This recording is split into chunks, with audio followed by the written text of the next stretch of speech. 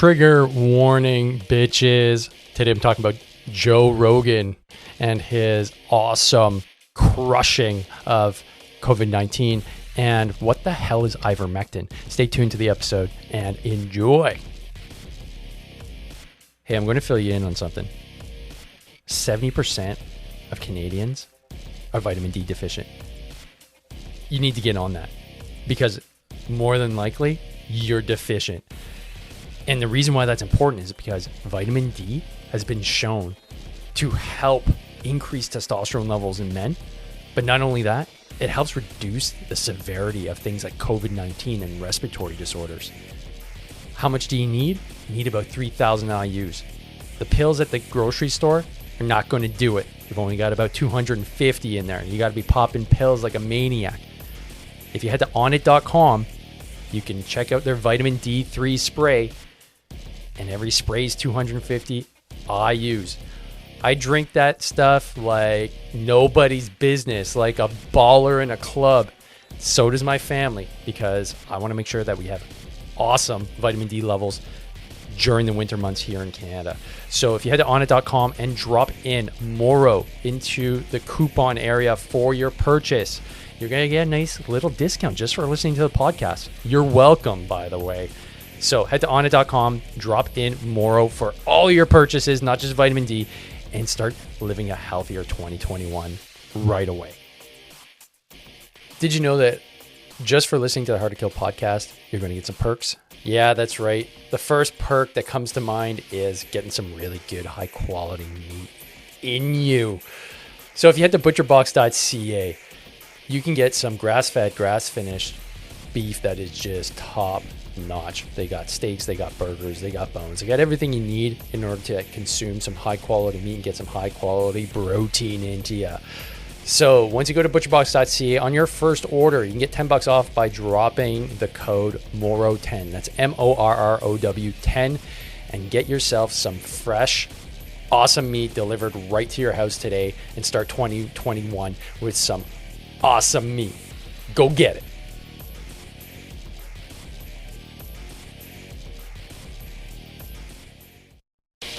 Welcome to the Hard to Kill podcast, the go-to podcast for military, LEO, and EMS professionals, sharing ideas and experiences from around the world to make you hard to kill. Here's your host, Dave Morrow. All right, so today's episode is just with me, and I felt compelled to talk about Joe Rogan today. Why? Well, for those of you that don't know, Joe Rogan was the inspiration for me to get behind podcasting 4 years ago-ish. Story goes as such. I was teaching at a high school. I was miserable. I didn't know why. I really fucking hated my job. And I was literally taking a shit listening to my first podcast ever with Joe Rogan. And he was talking about, is the most exciting part of your day going to take a shit and looking at your phone? As I was literally doing that. And as funny and stupid as that is, it led to a life-changing set of decisions that has now brought me here. I have my own business. I no longer teach. I do things that I really freaking enjoy every day. I'm much happier at home. And now I can use this platform to talk about shit that I find really interesting. And today, I want to chat about Joe Rogan because he's in the media. Typically, he's always in the media with his, outstanding podcast. But in this case, he set off a freaking firestorm for what reason? I'm not quite sure because from my point of view, this isn't really newsworthy. However, in the current climate we're living in right now, it is newsworthy because guess what? It has something to do with COVID-19. So if you're not tracking the story, Joe Rogan, a few days ago, from what I'm looking at here, he posted on Instagram that he had COVID-19. And he has said that after 3 days, he kicked that shit. First day was bad. And then he took a bunch of therapeutic drugs. Now, we're going to look at some of those therapeutic drugs and some of the other potential therapies moving forward. And if you've listened to any of my other podcasts and before regarding COVID-19 early on, I'm a huge supporter of getting your ass healthy. That shouldn't be a surprise. And especially now that we're fighting this wackadoo new virus that God knows what the origins are. Who knows if it was made in a lab or not? I'm no freaking expert. All I can do is read and somehow come up with some kind of opinion, but I'm not an absolutist. I really like looking at things from an objective perspective. And the problem is doing that can put you into a box. And I'm starting to get a little pissed off. And it's starting to be very apparent that when you want to question things now, you are now put into some wacky box that is relegated to racists and Trump supporters and people that are anti-vax. This has got to stop, folks. So I took this opportunity right now to just briefly go into what I think is going on here and give you guys just a little bit of context. And again, do your own research. Start reading. Start going outside your comfort zones. And again, and this goes back to me as a high school teacher. The reason why I went into teaching, and specifically to learn about science at the university level, and then impart that knowledge down to children and teenagers, was because I saw this overwhelming lack of understanding of the scientific world.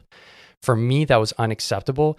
And if we're looking at our democracy and our ability to move forward in a very technological world, not having that understanding of just the basics of how this important system works was unacceptable to me. So I want to convey how important, how much fun science is to kids. I no longer do that, but I have this platform and I have my business. So rather than convey it to children, I now do it with adults and you. So I'm going to impart some of my knowledge. Now, I'm not some PhD egghead, but I do have enough understanding to go through a few papers and just give you an idea of what's going on and how the process works a little bit. So let's dive into what is going on in the media. So I'm looking right now at the top stories on Google for Joe Rogan. And this is going to be just the guiding message here. So like I said earlier, Joe Rogan just had COVID and he did a post on Instagram saying that, hey man, I was shitty the first day. Next day I felt better. Day after that, after 3 days, he's like, I feel fucking good. Cool. That's amazing. Now, in my opinion, that should be like, hey man, this guy is close to 60. Let's not forget, Joe Rogan is getting up there. He's in a zone, so a range of age where that is a very strong comorbidity for serious COVID and death. So we have to keep that in mind.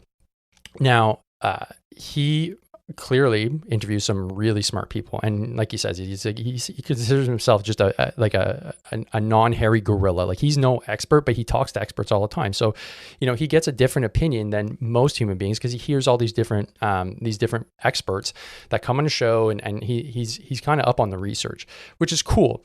And he's by no means, and he doesn't even pretend to be a doctor or anything like that. So he went down the line of, okay, I've learned about things like ivermectin. I've learned about things like monoclonal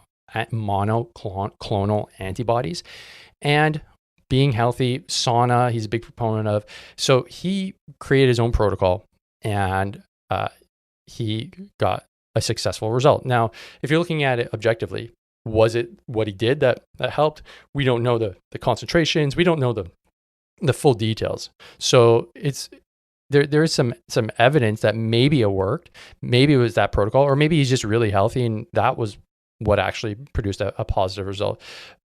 But the big picture here is that he beat it in 3 days and he feels good.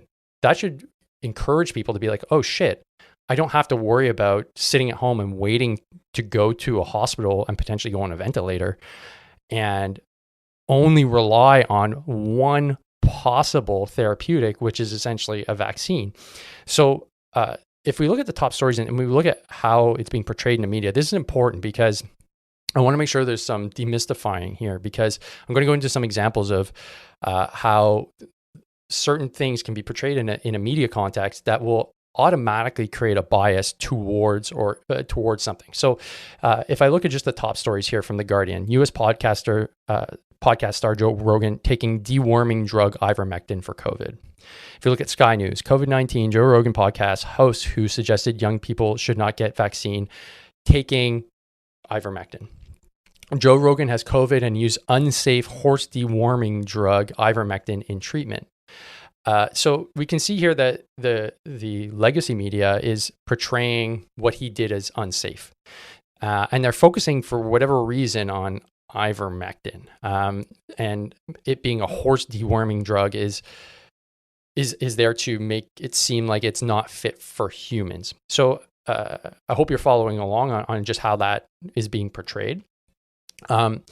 So next is, well, what is ivermectin? So now I'm no ivermectin specialist, but it piqued my interest. Like, what is this? Why is this? Why do I see it on the media all of a sudden? Like, why is this something like I saw recently that the Canadian Health Agency is recommending against going to the vet and or the vet essentially because it's sold for deworming for animals, so dogs, cats, whatever, that you can just buy without a prescription.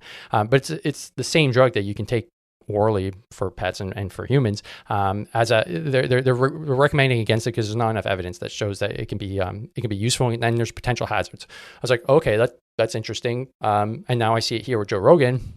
And I've heard it in the background, and because Joe Rogan did a podcast that I haven't fully listened to, but he had a doctor on that was talking about the benefits and whatnot. So it's in the public sphere right now. So we're talking about it. So I decided to do a little bit more research. So if you look at a publicly available journal, so it's the journal Nature. So again, science is done in the public sphere. So good science anyways.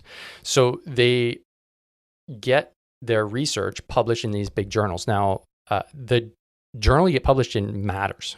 Nature is one of the premier journals on the planet. So if you get published in Nature, your study is rock solid, or supposed to be, because you've got the editors at Nature that comb through all of your data. They don't publish things if they don't really see the scientific validity and how robust your data is, because that's the point of science, is that it has to stand the rigors of peer review. And that's an important concept. So that peer review concept is, let's say you write some shitty paper, okay? You do an experiment at home and you only have, let's say, 2 people that experiment with, I don't know, some, concoction you make at home. And you write it all up and it's like, yeah, both these people had really good results. And then you're like, hey, why isn't Nature publishing my study? Well, it's because there's not enough sample size. There's not a controlled study behind it. It needs to be more robust. So these scientists know that. And if they're going to submit to a large paper, they're going to make sure that all their I's are dotted and all their T's are crossed. But then that doesn't mean that it has to be adopted. The peer review process is really important in the sense that one paper doesn't make a new paradigm. It has to be repeated and scrutinized and redone. And the goal here is to repeat experiments to see if your methodology was done correctly, to poke holes in it. And so then maybe years down the line, you can say, like, actually, you know what? This looks like this holds weight. This looks like something that is actually something that is new, novel. Maybe it shifts our paradigm a little bit more. But the goal here is to be curious and to actually do the research. So this preprint. So preprints are really fascinating right now, because it doesn't mean it's actually printed just yet. It means that there's enough credibility to it, and the whole process of looking at the paper hasn't been completed yet to be actually published in the full journal. But the preprint is just basically giving you a taste of what's about to come. So this was something in the journal Nature, in its sub journal of the Journal of Antibiotics. And the name of the article is "The Mechanism of Action of Ivermectin Against SARS-CoV-2," which is what we typically call COVID-19, an evidence-based clinical review article. And it was released in this year, and I believe it's June. And I'll post this because it's readily available online. So I'll post it in the show notes so you can do your own research and look at it from your point of view. And maybe if you're an actual, clinical research, or I shouldn't say clinical researcher, but a researcher, you can have a look at this as well and make some comments on it too. I'd really appreciate it. So they were looking at basically a meta-analysis of all the different studies. So a meta-analysis basically grabs studies from all over the planet, all different journals. You have to create it's complicated stuff. It's not easy to do. I'm no expert in that whatsoever, but the goal of it is basically to see like, okay, based on all this different research, what is the efficacy? So how effective is this specific drug? So I've highlighted a few key things here. So namely is that ivermectin is a drug that came out years ago. So it was discovered by Japanese Kitasato Institute in 1967, and it works on something called river blindness. Now, this is a parasite that affects a lot of people around the planet, mainly in Africa and Southeast Asia.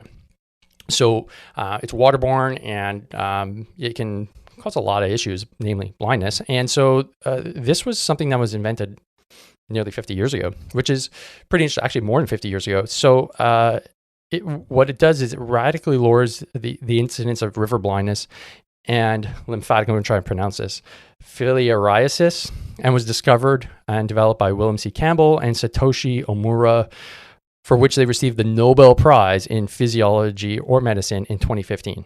Okay, so clearly this is a very important drug.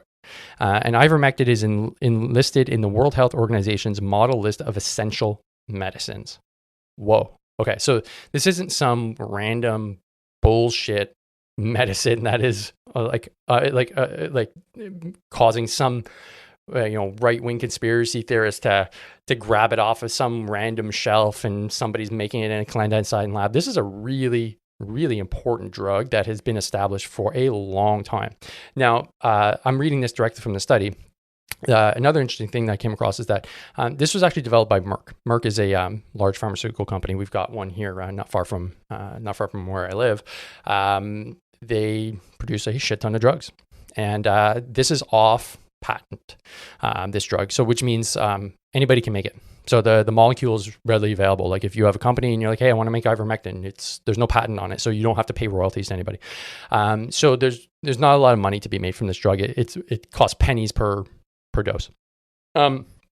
So another thing from this study, and I'm going to read directly, is that the adoption of ivermectin as a safety bridge by some sections of the population that are still waiting for their turn for vaccination could be considered as a logical option. And why are they coming to this conclusion? Well, it's because based on their meta-analysis of 55 studies to date, as per data available on 16th of May, 2021, 100% of 36 early treatment and prophylaxis, meaning prevention studies, report positive effects. And 96% of all 55 studies, essentially. So of these, 26 studies show statistically significant improvements in isolation. Okay. And lastly, the consistency of positive results across a wide variety of cases has been remarkable. It is extremely unlikely that the observed results could have occurred by chance. So this is from the study that was the preprint that was put out in June. Now, there is a interesting rebuttal to this that I just came across, and it was published yesterday. So let's just read that. It's from the journal Nature itself. So on the 2nd of August, 2021. So it says, flawed ivermectin preprint highlights challenges of COVID drug studies. So the study's withdrawal from a preprint platform deals a blow to the anti-parasite drug's chances as a COVID treatment, researchers say. Okay, so that's interesting because typically when something actually ends up as a preprint, you won't necessarily see a retraction. Typically what happens is if it gets to that stage where it's actually about to get printed, typically it will get printed and then the scientific process will take over the peer review process. So if it wasn't robust enough, the critics, so the other scientists, will be able to poke holes in it and be like, yeah, this is not that good. We can tear this apart and this doesn't have much weight. This doesn't have much validity. And that's typically what happens. But not in this case. So, I mean, there's obviously some things here that are able to be criticized, and that's normal. I mean, you'll never have a perfect paper. So some of the criticisms here are that the methodology was copied.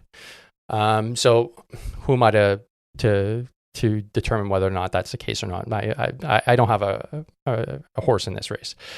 So that could be valid. Okay. And then the other issue though is that the meta-analysis is very hard to refute. And I'm just going to just quote this actual article that kind of supports the fact that the meta-analysis is actually okay, and they stand by their research. The other methodology that was used in prophylaxis and stuff like that is kind of what they're concerned about.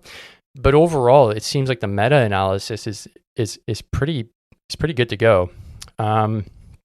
And if I could just find the actual quote here. So one of the authors of the meta-analysis that I'm quoting here from the article, statistician Andrew Bryan at Newcastle University, says that team corresponded with El-Ghazar, who's the lead author of the study, before publishing the work to clarify some data. We had no reason to doubt the integrity of Professor El-Ghazar, he said in an email. He added that in a pandemic setting, no one can reanalyze all of the raw data from patient records when writing a review. Bryant went on to say that his group will revise the conclusion if investigations find the study to be unreliable. However, even if the study is removed, the meta-analysis would still show that ivermectin causes a major reduction in deaths from COVID-19, he says. Whoa, okay. So this is interesting.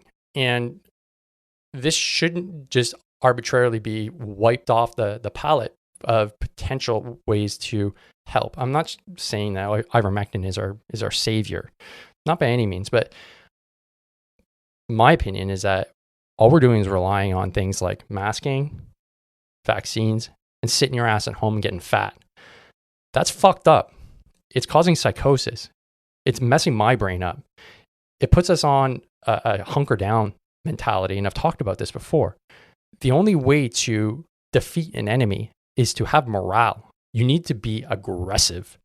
Just like Jocko Willink says, you need to be aggressive.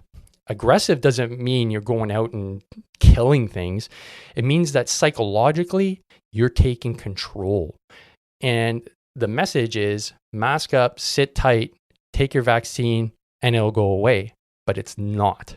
So this analogy I got from another doctor. Or I shouldn't even say an analogy, just an example. If you are diagnosed in your doctor's office with cancer, their protocol isn't go home and wait for it to get worse and then come in and then we'll take care of you. That's not how medicine works. But in the case of COVID, you're given basically a diagnosis of a life-threatening disease and told, all right, go home. And if you get really sick, guess we'll see you in the ER. Now, can somebody explain why that's the case? It's been 2 years. It's been 2 years, and a guy like Joe Rogan is saying, man, I did all these awesome things, and it worked. Now, which one worked the best? We don't know, but shouldn't it pique scientific interest? Now, one thing he did mention is he took monoclonal antibodies. I'm having a hard time saying that today. I think I had too many coffees. So if we looked at, or if you listen to the last episode I did on the immune system 101, I gave just a real like grade 9, like 14-year-old lesson on the immune system. I'm not trying to insult your intelligence. It's just that most people peak at grade 9 level, like academia, even if you went to university. It's just day to day. That's basically what you need to know in order to get by. And so the review of how your immune system works, how your intrinsic immune system works, these are the important concepts that need to be well understood so that you can get a grip of what they're talking about in the media. Monoclonal antibodies are basically created in a lab. So rather than your body creating antibodies from, let's say, COVID-19, if you get it, you're introducing these antibodies as a way to combat COVID-19. So it's modeled after the all-important spike protein. So the spike protein is basically an antigen, and when you have antigens in your system, your body wants to get rid of them. And so in order to do that, you're introducing this monoclonal antibodies, which are made in a lab by companies that seem to have some efficacy. Now, if you were following when Trump was president, he got this, he called it Regeneron. Regeneron is just the name of the company that makes this. There's more than one company that does this. But if you just do a quick Google search, monoclonal antibodies plus COVID, here are the articles as soon as they pop up. So this is in Houston Chronicle. You've tested positive for COVID. Should you ask your doctor about monoclonal antibodies? Cool. Yahoo News. Over 40,000 COVID-19 patients in Florida have had monoclonal antibody treatments. Is it working? You can go down the list. USA Today, after a slow start, demand for COVID monoclonal antibodies treatment skyrockets. BBC, COVID antibody therapy approved in the UK. Now, compare that to what was mentioned about ivermectin and Joe Rogan. It begs the question, why isn't monoclonal antibodies being vilified or being made out to be something that is given to dogs and cats, which I'm assuming is not. So that might not be a good parallel. But why is it that this seems like it is a reasonable treatment, but ivermectin, for whatever reason, is not? That's an important question. Just like I'm asking this question literally to you. If you have a good answer, let me know. If you have somebody who's an expert, let me know. But and you can drop those comments on the podcast page at davemoore.net. I want to know more. Why is this the case? And so I will give you my opinion, and you can agree with it or not. But I see this as a difference in what in Latin you would call qui bono. So who benefits? Who benefits from ivermectin? Well, we would, the people. It is essentially, I'm not going to say free. You have to pay for it, but it's insanely cheap. I don't know how much it is, but I know it's pennies per dose because it is used on a regular basis in places like Africa and Southeast Asia. I don't have the numbers in front of me, but it's been given in the billions of doses. That's how insane that drug is. So to say that it's unsafe seems really bizarre, because why would the World Health Organization say it's an essential medicine? It won the Nobel Prize, but now it's being vilified as an anti-worming drug. Weird. Okay. And then now, if you're looking at monoclonal antibodies, these are being perceived as like, hey, these are a good thing. And I'm just reading headlines. The tone is very different. Well, there's a bunch of big pharmaceutical companies that are making them, namely one like Regeneron, and I don't know all the others, but I'm sure there's a whole bunch that are in this game. So qui bono, who benefits? Well, the companies, because this is like a approved therapeutic. So I want to just tackle that today as part of just this whole bizarre media-based just dog shit show of what happens when somebody decides to do something that it might be outside of the permitted box of what you're allowed to do to help make yourself healthier, and then just get shit on for getting yourself healthy. I think that alone should raise some red flags. Like, what the fuck is going on?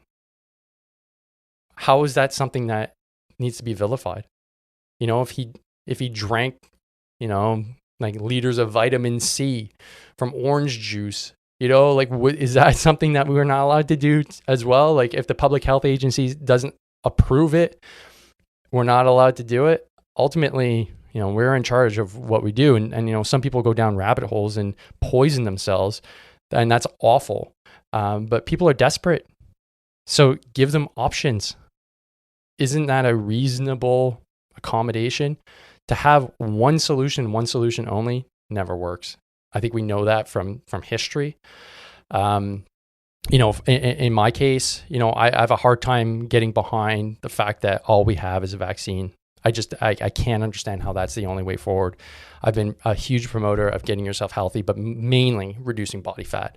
And I just want to go over quickly why that's the case. And I went over these exact numbers before, but I believe they need to be hammered home, folks. So my view on the vaccine is that they're effective, but for a specific subcategory of humanity, namely those that are above 60 years old and anybody that is below that age range that is obese or that has pre-existing conditions related to obesity, absolutely need to get a vaccine. It is very clear within the evidence that this is the case.